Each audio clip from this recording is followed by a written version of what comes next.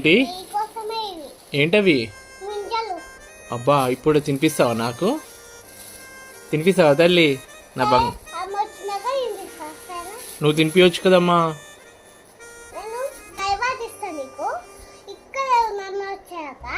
ఉంటగా నాకు ఆకలి అవుతుంది, ఇవ్వచ్చు కదా. నువ్వు ఇవ్వడానికి ఏంటి?